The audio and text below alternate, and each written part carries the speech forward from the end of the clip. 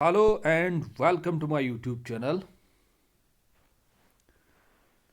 जैसा कि आप सबको पता है कि नेट का जो एग्ज़ाम होने वाला है जो दिसंबर 2024 का नेक्स्ट होने वाला है, उसकी जो इन्फॉर्मेशन है वो आ चुकी है और उसके फॉर्म भी निकल चुके हैं।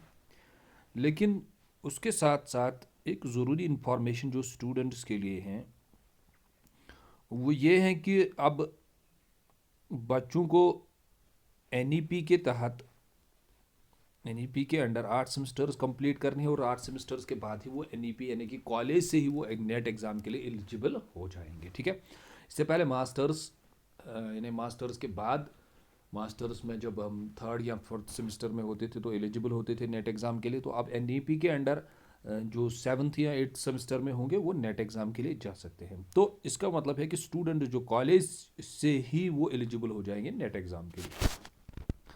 तो उसके रिगार्डिंग बहुत सारे स्टूडेंट्स हैं जिनको नेट के बारे में पता नहीं है। कॉलेजेस के बच्चे हैं जिनको नेट की इन्फॉर्मेशन नहीं है कि नेट एग्ज़ाम होता क्या है, इसको कैसे अपियर किया जाता है, इसका एलिजिबिलिटी क्राइटेरिया क्या होता है, कौन करवाता है। ठीक है, तो इसको अगर क्वालिफाई करेंगे इस एग्ज़ाम को, इससे क्या हो सकता है, किन किन चीज़ों में एलिजिबल हो सकते हैं, कहाँ कहाँ फिर अप्लाई कर सकते हैं। तो चलिए आज इस वीडियो लेक्चर में हम आज यही डिस्कस करेंगे कि नेट एग्ज़ाम होता क्या है, इसका एलिजिबिलिटी क्राइटेरिया, रिजर्वेशन क्या होता है, कौन करवाता है। तो वो सारी चीज़ें जो नेट के रिलेटेड जो इन्फॉर्मेशन है वो सब हम डिस्कस करेंगे। ठीक है, तो वीडियो के आखिर तक बने रहिए, हम सारी चीज़ें डिस्कस करेंगे।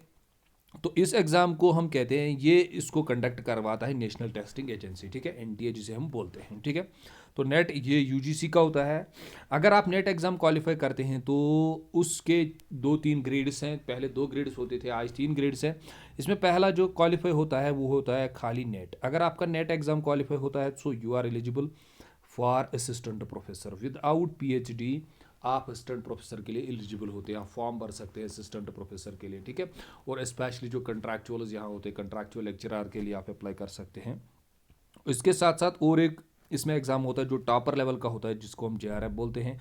अगर आपका जेआरएफ क्वालिफाई होता है यानी कि टॉप 10 में आप आते हैं तो आपको यूजीसी जो एनटीए हैं यानी कि यूजीसी जो आप है वो आपको स्कॉलरशिप देती है। अगर आप पीएचडी के लिए जाते हैं तो आपको 35 से 40 हज़ार तक स्कॉलरशिप मिलती है। ठीक है, पीएचडी करने के लिए जितना टाइम आपको पीएचडी 3 साल 4 साल लगेंगे उसमें आपको स्कॉलरशिप कौन अवॉइड करेगा, वो आपको अवॉइड करेगा यूजीसी। ठीक है, तो उसके साथ साथ आपको और एक एग्ज़ाम इसमें रखा गया है जिसको हम बोलते हैं कि और एक लेवल इसमें रखी गई है कि कुछ लेवल तक, थर्ड लेवल जो रखी गई है जिसको आज हम पीएचडी बोलते हैं, कि उस लेवल तक अगर आपका एग्ज़ाम क्वालिफाई हो जाता है तो आप किसी भी यूनिवर्सिटी में पीएचडी के लिए एलिजिबल रहते हैं। चलिए, ये 2024 का है तो नेशनल टेस्टिंग एजेंसी इसको करवाती हैं। ये मिशन कोर वैल्यूज़ इसके हैं। ठीक है, तो ये टेबल ऑफ कंटेंट्स हैं जहाँ हर कोई चीज़ दी गई है, किस चीज़ का क्या मकसद है और कैसे होता है। ठीक है,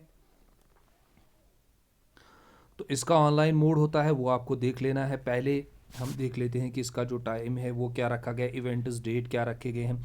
online registration application on NTA website पे होगी, वो 19 नवंबर से होगी। ठीक है, 10 दिसंबर तक इसका लास्ट डेट रहेगा। तो last date for the transaction of fee 11 दिसंबर तक रखा गया है। ठीक है, और जनरल जो अनरिजर्व्ड कैटेगरी है उसको 1150 रुपया फ़ी करना है, और जो EWS या OBC और NCL है उनको 600 देने हैं, और जो शेड्यूल कास्ट है ST SC है, पर्सन विद डिसेबिलिटी है PWD, उनको 325 रुपया देना है। उसमें थर्ड जेंडर भी आता है। ठीक है,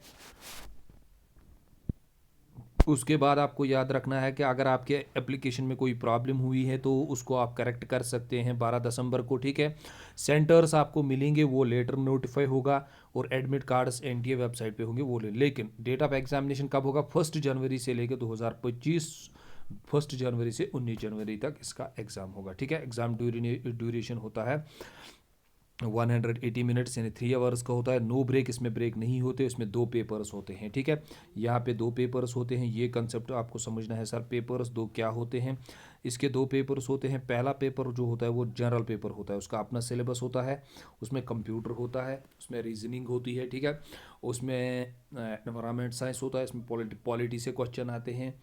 तो उसमें जनरल हर किसी यानी कि पोर्शन से क्वेश्चन आते हैं। ठीक है, और दूसरा पेपर जो होता है वो आपके सब्जेक्ट स्पेसिफिक होता है कि आपका आपने किस में मास्टर्स किया है, या आपने कॉलेज का जो आपको मेजर सब्जेक्ट था उसमें आप अपियर हो सकते हैं, ठीक है। दूसरा पेपर वही होता है। टाइमिंग ऑफ एग्जामिनेशन वो भी लेटर नोटिफाई होगा, ठीक है। तो ये इस तरह से एग्ज़ाम होगा। उसके बाद आपको ज़रूरी याद रखना है, ठीक है, ऑनलाइन अप्लाई करना है। ये स्टेप्स हैं इसके, ये भी आप खुद देख सकते हैं, ये बहुत इजी है, इसको आप खुद पढ़ सकते हैं। ऑनलाइन अप्लाई आप कैसे कर सकते हैं, ठीक है। देन जो आपको देखना है चैप्टर फर्स्ट में, इसको एनटीए करवाता है यूजीसी, ठीक है, मिनिस्ट्री ऑफ एजुकेशन, उसी के तहत। और एनटीए इसका जो नेशनल टेस्टिंग एजेंसी है वो ये एग्जाम्स करवाती है, ठीक है। ये देखिए, उसके बाद आपको क्या याद रखना है, NTA has been entrusted by the university commission UGC, यानी कि UGC grants commission the task of conducting, UGC करवाती है एनटीए से ये एग्जामिनेशन, ठीक है। Eligibility, Indian national award, junior research fellowship जिसको हम जेआरएफ बोलते हैं, ठीक है। उसके बाद पीएचडी अगर आपका क्वालिफाई हो जाएगा तो आपका एडमिशन पीएचडी हो सकता है, किसी भी इंडियन यूनिवर्सिटी में आप फिर पीएचडी के लिए जा सकते हैं, ठीक है। ये इस बार इसमें ऐड किया गया था, पहले ये नहीं था। तो ये यूजीसी का रूल यहाँ पे है, जो यूजीसी का सिस्टम होता है।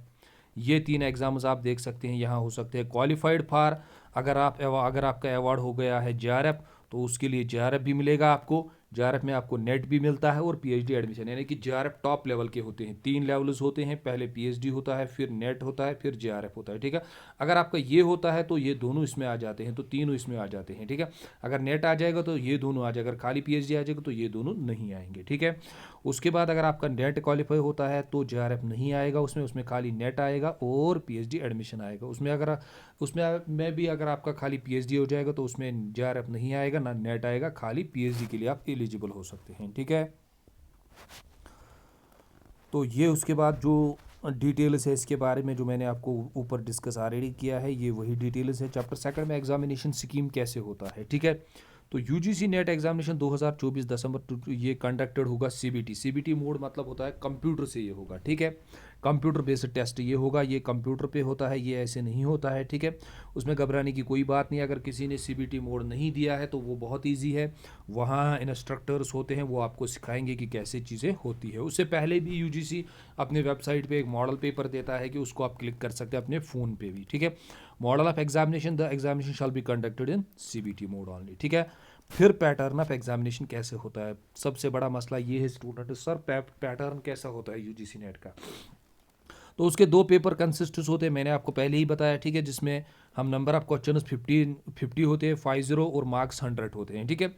ये जो वो ये वाला पेपर होता है इसमें टीचिंग होता है। टीचिंग से क्वेश्चंस आते हैं कि टीचिंग कैसे करनी है, कैसे बच्चों को पढ़ाया जाता है, यानी कि टीचिंग रिलेटेड क्वेश्चन होते हैं। रिसर्च एप्टीट्यूड होता है, ठीक है। रीजनिंग होती है, रीजनिंग एबिलिटी होती है। रीडिंग कॉम्प्रहेंशन होता है जिसमें पैसेजेस आते हैं, ठीक है, ठीक है। उसमें लॉजिकल थिंकिंग होती है। जनरल अवेयरनेस आते हैं क्वेश्चंस कैंडिडेट्स के रिलेटेड, यानी इसमें ये चीज़ें ज़्यादा चेक की जाती है कि क्या स्टूडेंट्स को इन चीज़ों के बारे में पता है। उसके बाद आता है क्वेश्चन, जो दूसरा पेपर उसमें 200 मार्क्स होते हैं, ठीक है, 100 क्वेश्चंस आते हैं। वो सब्जेक्ट सिलेक्टेड होता है कि आपने सब्जेक्ट, आपका सब्जेक्ट क्या था मास्टर्स में या बीए में आपका, या बीएससी में, सॉरी बीए में आपका क्या था, ये मेजर पेपर क्या था, ठीक है। 3 आवर्स होते हैं, आपको पता है, वहाँ कोई ब्रेक नहीं होता है, ना कोई क्वेश्चन वहाँ ऑप्शनल होता है, वो कंपलसरी सब के सब क्वेश्चन करने होते हैं, ठीक है। तो उसके बाद सिलेबस, सर सिलेबस का मसला, the list of the subjects of UGC net is given, ये गिवन होता है कि यूजीसी नेट, यूजीसी के वेबसाइट पे आप जाइए, ये वेबसाइट दी हुई है यहाँ, इस वेबसाइट को आप लिखिए और क्लिक कीजिए, यहाँ से आपको सभी सब्जेक्ट्स के सिलेबस मिलेंगे, ठीक है। मीडियम ऑफ द क्वेश्चन क्या होता है, सर वहाँ लैंग्वेज कौन सी होती है, ठीक है, वो आप पे होता है। आप जब फॉर्म में अप्लाई करेंगे तो वहाँ आपको ऑप्शन दिया जाता है कि आप पेपर किस लैंग्वेज में सॉल्व कर सकते हैं, हिंदी और इंग्लिश, ठीक है, दोनों में वहाँ पे अवेलेबल पेपर होता है।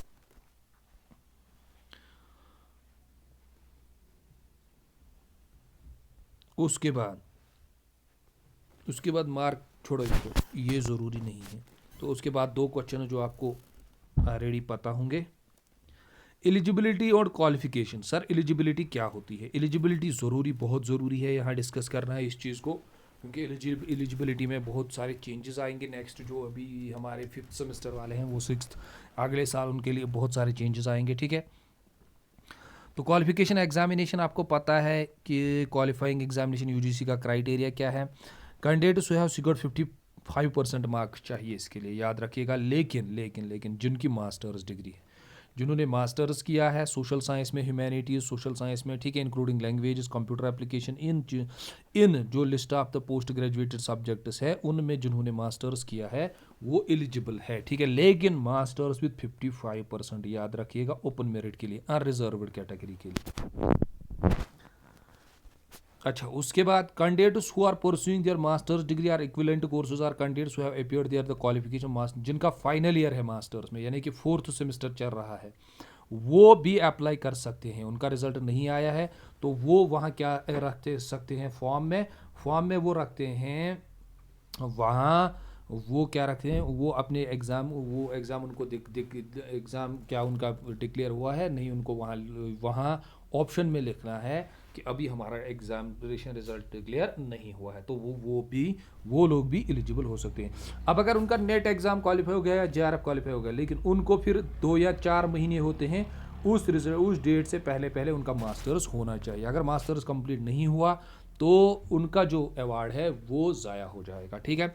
तो उनके लिए 55% मार्क्स, लेकिन जो हमारे यानी कि जो हमारे 4th सेमेस्टर में हैं वो भी क्या कर सकते हैं, वो भी नेट में अपीयर हो सकते हैं।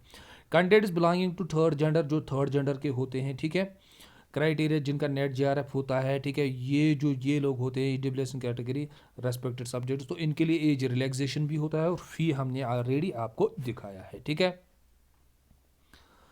तो उसके साथ साथ इनको ये 1991 का जो रूल है, इनको 50% मार्क्स चाहिए। जो 1991 से पहले हैं उनको खाली 50% मार्क्स चाहिए, ठीक है।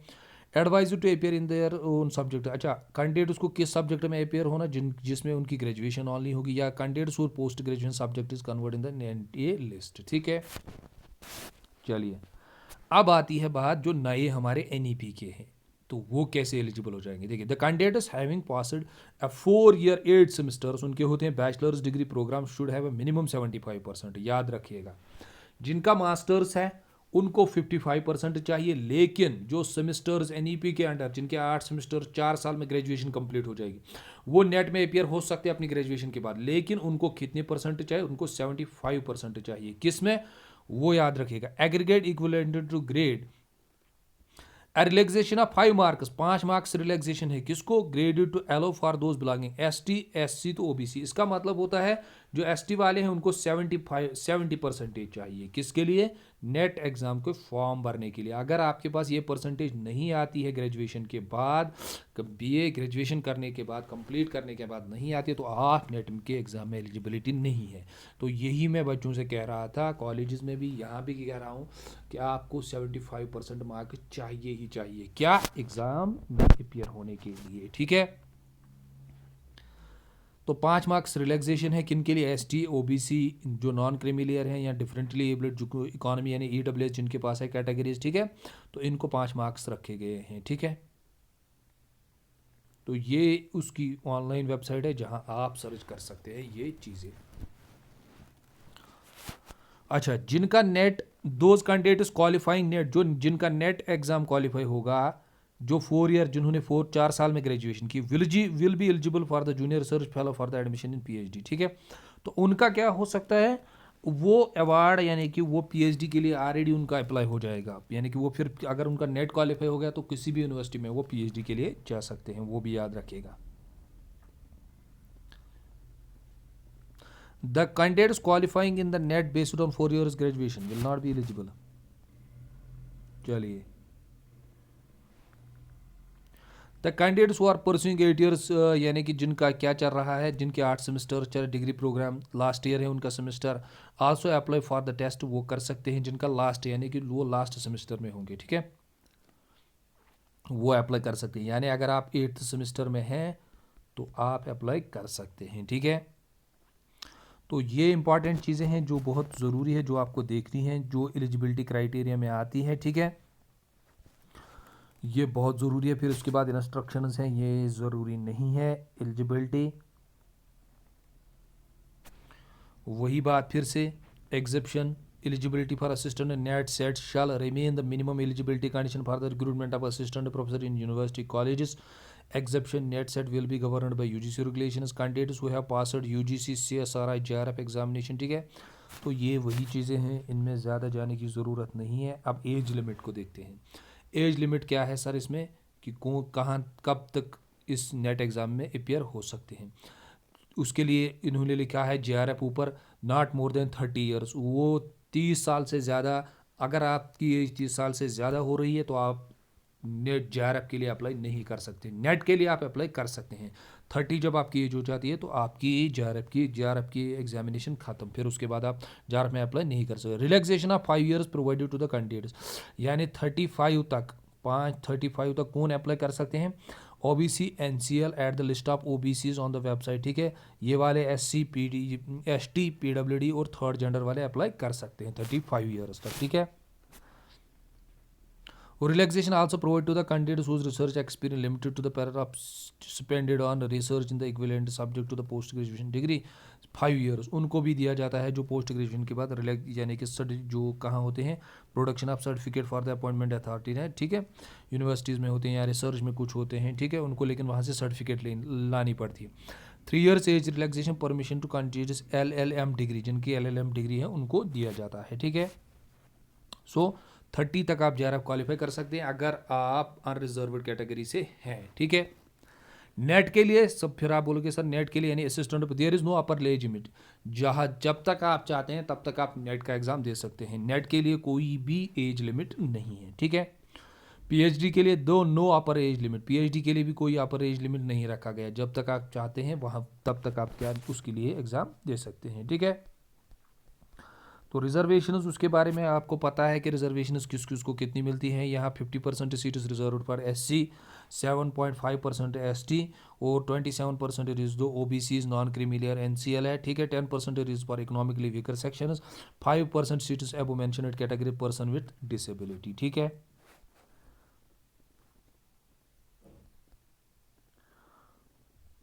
ये ऑफिस मेमोरेंडम है, इसको आपको कोई भी इसकी आपको कोई ज़रूरत